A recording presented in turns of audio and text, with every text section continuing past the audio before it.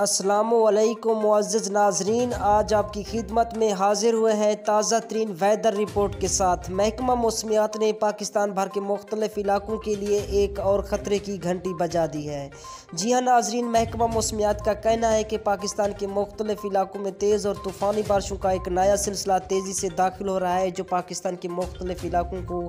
زوردار متاثر کرے گا۔ یہ سسٹم کتنے دن جاری رہے گا اور کن کن علاقوں کو متاثر کرے گا، میں آپ کو اس حوالے سے مکمل تفصیل سے آگاہ کرتا ہوں، مگر اس سے پہلے ہماری ویڈیو کو لائک، اگر آپ اس چینل پر نیو ہیں تو اس چینل کو سبسکرائب کر کے ساتھ دیے بیل آئیکن کو آل پر ضرور کلک کر دیں۔ تو دوستو، میں آپ کو بتاتا چلوں، محکمہ موسمیات کے مطابق ملک کے بیشتر علاقوں میں موسم سرد اور خشک رہے گا، جبکہ اسلام آباد میں موسم خشک اور معتدل جزوی ابر آلود، جبکہ گلگت بلتستان اور کشمیر میں چند مقامات پر بارش اور پہاڑوں پر برف باری کا امکان ظاہر کیا گیا ہے۔ محکمہ